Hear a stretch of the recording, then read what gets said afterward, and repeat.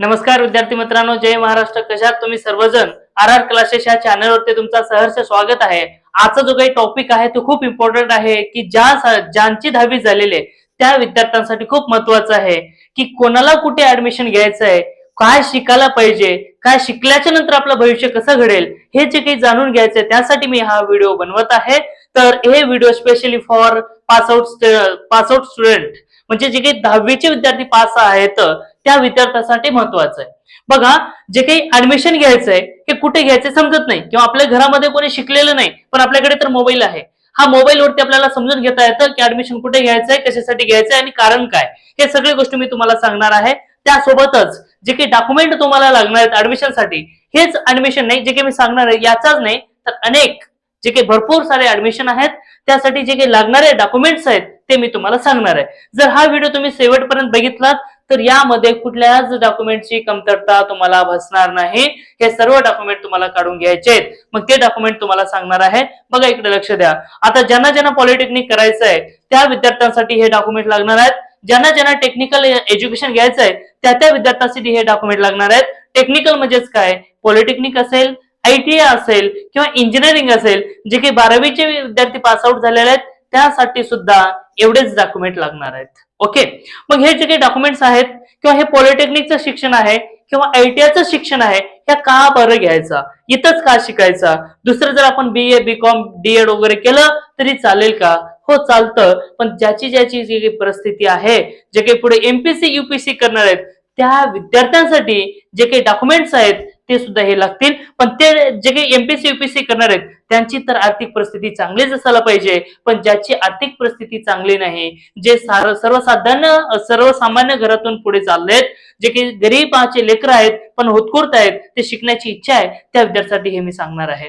तर सर्वात best option म्हणजेच काय, पॉलिटेक्निक. सर्वात बेस्ट म्हणजेच काय, पॉलिटेक्निक. का म्हणतोय बघा, जसे 10वी झाली त्यानंतर 3 वर्षाच्या नंतर तुमच्या हातामध्ये जॉब असतं. ते प्रायव्हेट असेल किंवा गव्हर्नमेंट असेल. जर तुम्हाला आर्थिक परिस्थिती चांगली नसेल तुमची आणि तुम्हाला पैशाची गरज आहे, मग ते पैसा कसा कमवणार? जोपर्यंत तुम्ही चांगलं शिक्षण घेणार नाही तोपर्यंत तुमच्याकडे चांगला पैसा येणार नाही. आणि जर चांगला पैसा तुम्हाला कमवायचा असेल तर एज्युकेशन पण तसं घ्यायला पाहिजे. बघा, आता पॉलिटेक्निक 3 वर्षाचं आहे. 10वीच्या नंतर किती वर्षाचं आहे? 3 वर्षाचं आहे. जसे 3 वर्ष झाले की तुमच्या हातामध्ये छोटी न मोठी नोकरी असते. नोकरी ही तर सर्वांसाठी काळाची गरज आहे. जर नोकरी नसेल तर पैसा वगैरे नाही. लोक म्हणतात बिझनेस करा, पण बिझनेस मध्ये काही ठेवलेलं नाही. सर्वात भारी, सर्वात चांगली गोष्ट म्हणजेच काय, नोकरी आहे. आणि ते गव्हर्नमेंट असो या प्रायव्हेट. असं नाही की प्रायव्हेट मध्ये पैसा कमी असतो आणि गव्हर्नमेंट मध्ये जास्त असतो. सगळीकडे पैसा समान आहे. पण ते जे काही डिपेंड आहे ते आपल्या डोक्यावरती, आपल्या मेंदूवरती आणि आपल्या मेहनतीवरती डिपेंड आहे. मग ते काय करायचंय, का शिकायचंय, हे सगळ्या गोष्टी सांगणार आहेत. बघा, सर्वात अगोदर 10वी झाली तुमची, 3 वर्षाच्या डिप्लोमाचं ऍडमिशन घ्या. आणि जेव्हा तुम्ही डिप्लोमाचं ऍडमिशन कराल त्या 3 वर्ष झाले की लगेच तुम्हाला जॉब भेटणार. मग त्यासाठी जे काही लागणारे डॉक्युमेंट्स आहेत ते बघू आपण. आता यामध्ये पॉलिटेक्निक म्हणजे भरपूर सारे ब्रँचेस असतात. तुम्हाला जे काही ब्रँचेस पाहिजे ते ब्रँचेस तुम्हाला भेटून जातील. जवळच्या कॉलेजमध्ये जायचं, इन्फॉर्मेशन घ्यायची आणि तिथं तुम्हाला डॉक्युमेंट व्हेरिफिकेशन वगैरे करून घ्यायचंय, रजिस्ट्रेशन करायचंय आणि लगेच ऍडमिशन तुम्हाला घ्यायचंय. तर या ठिकाणी लागणाऱ्या डॉक्युमेंटची लिस्ट ही आहे. बघा, SSC मार्क मेमो. आता SSC मार्क मेमो म्हणजेच काय, 10वीचा मार्क मेमो. जे की तुम्ही 10वी मध्ये काय काय कारनामे केलेत, किती दिवे लावलेत, त्याचं जे काही पोचपावती असते ते म्हणजेच काय, मार्क मेमो. मग ते मार्क मेमो तुम्हाला पाहिजे. त्यानंतर HSC, जर तुमची 10वी झालेली आहे किंवा 12वी आर्ट मध्ये असेल किंवा कॉमर्स मध्ये असेल तर यासाठी तुम्हाला ऍडमिशन हा फर्स्ट इयरलाच भेटतो.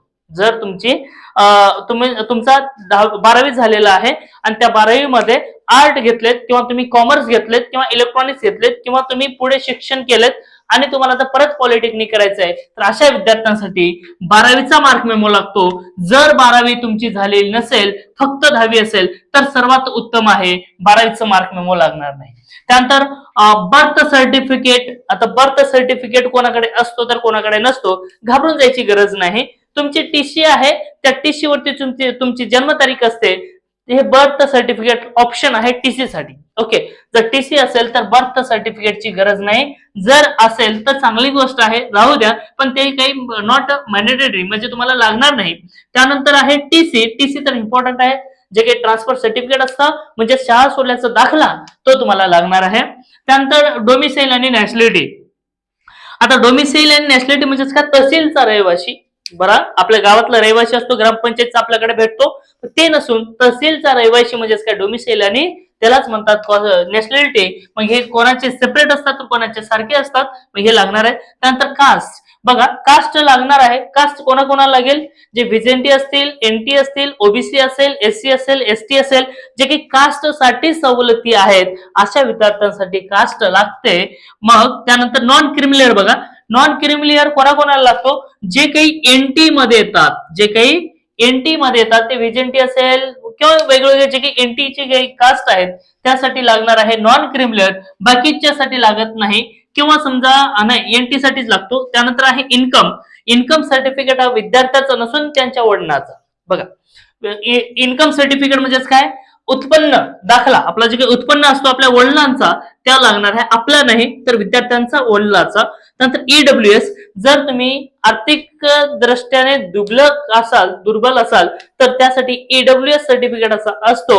मग ते ईडब्ल्यूएस जर तुम्ही पात्र असाल तर लागेल, नाहीतर सगळ्याला लागत नाही. जे काही पात्र आहेत, मग हे कोणासाठी लागतं तर हे ओपन किंवा ओबीसी साठी कामाला येतो, ओपन किंवा ओबीसी साठी. त्यानंतर नेक्स्ट आहे त्यानंतर आहे पासपोर्ट साईज फोटो. आता पासपोर्ट साईज फोटो आपल्याकडे एक छोटा फोटो असतो, ते फोटो लागणार आहे. त्यानंतर सर्वात important email ID. Email ID तर कोणाला, सगळ्याकडे आहे. विदाउट ईमेल आयडी मोबाईल आपली चालत नाही. आपल्या मोबाईल वरती असते ईमेल आयडी, तीच ईमेल आयडी लागणार आहे, पण परमनंट. असं नाही की मी आता बदलतो त्यानंतर बदलतो, त्या दुसरे कोणीतरी बदल, असं नाही. तुम्हाला जी काही ईमेल आयडी तुमची आहे परमनंट तीच लागेल. त्यानंतर नेक्स्ट आहे परमनंट मोबाईल नंबर. आता परमनंट मोबाईल नंबर का, जोपर्यंत आपलं ऍडमिशन होत नाही तोपर्यंत यावरती ओटीपी येत राहतात, मग ती ओटीपी पाहिजे, त्यासाठी हा मोबाईल नंबर लागणार आहे.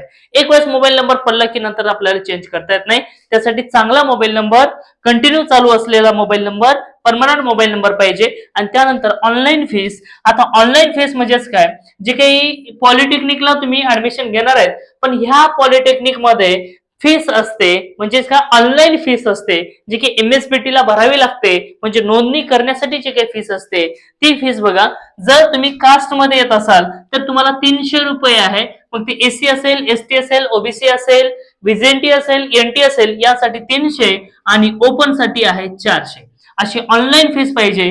जर ऑनलाईन असेल तर चांगली गोष्ट आहे, नाहीतर मग कॅफेवाल्याकडे जायचा, कॅफेवाले भरेल. पण कॅफेवरती जाण्यापेक्षा जर आसपासच्या आपल्या गावाच्या आसपास जे काही पॉलिटेक्निक कॉलेज आहेत त्या ठिकाणी जाऊन तुम्ही हे फॉर्म भरू शकता फ्री मध्ये. फ्री मध्ये म्हणजेच काय, हे 300 आणि 400 रुपये जे काय तुम्हाला ते भरावेच लागतील, बरोबर. ही जी काही फीस आहे भरावी लागेल.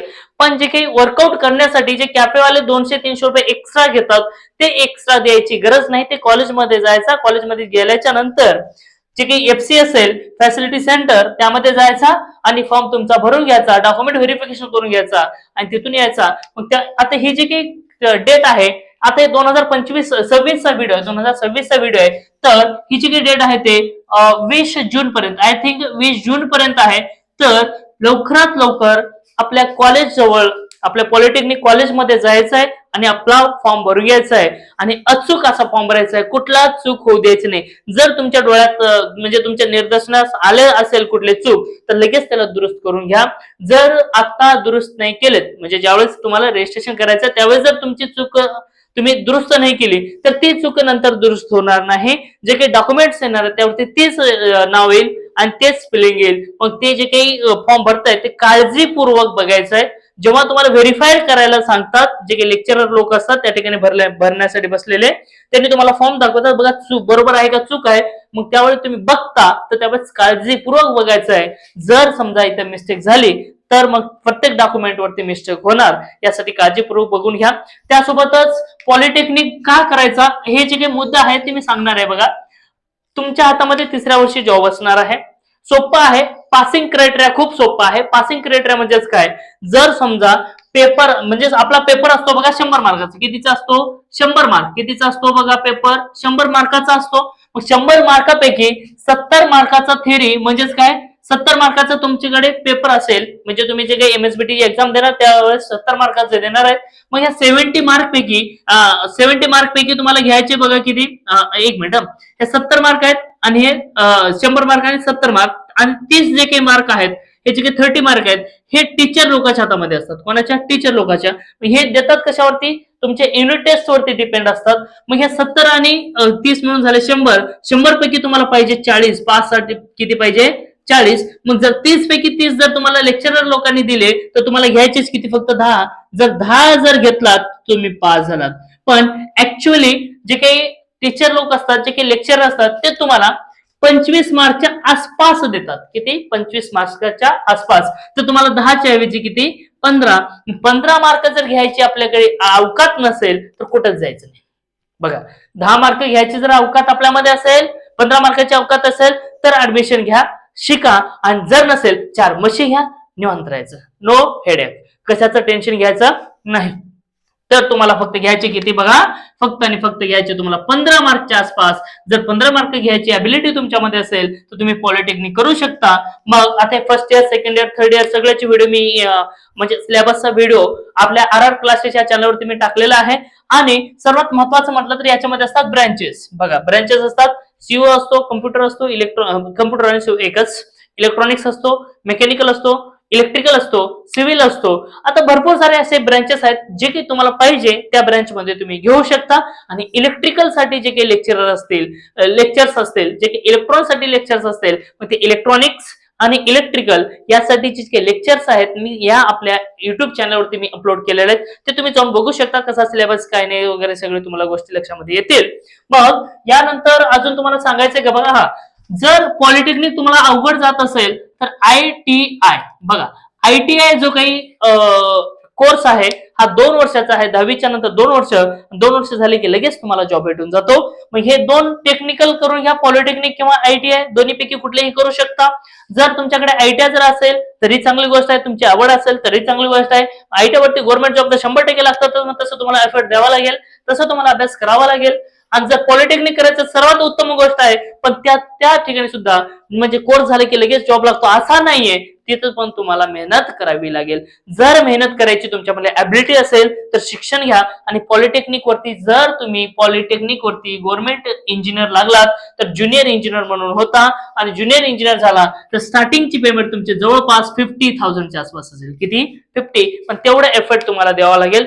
जर व्हिडिओ तुम्हाला आवडला असेल तर लाईक करा, शेअर करा आणि सबस्क्राईब करायला मात्र विसरू नका. आणि जे काही गरजू विद्यार्थी आहेत, तुमचे काही मित्र असतील, मैत्रिणी असतील तर त्यांच्यापर्यंत पाठवा की हे जे काही डॉक्युमेंट्स आहेत ते कुठल्याही ऍडमिशन साठी एवढे लागणारच आहेत, कंपल्सरी आहेत, याच्यामध्ये कुठल्या काही कमतरता नाही. जर व्हिडिओ आवडला असेल तर लाईक करा. आणि कुठे काही चूक झाली असेल, कुठे काही समजलं नसेल तर कमेंट करा. मग त्या कमेंट वरती मी तो नवीन व्हिडिओ बनवेल आणि तुमच्यापर्यंत पोहोचेल अशी मी आशा व्यक्त करतो. आणि मी थांबतो. Thank you, take care, bye bye, all the best.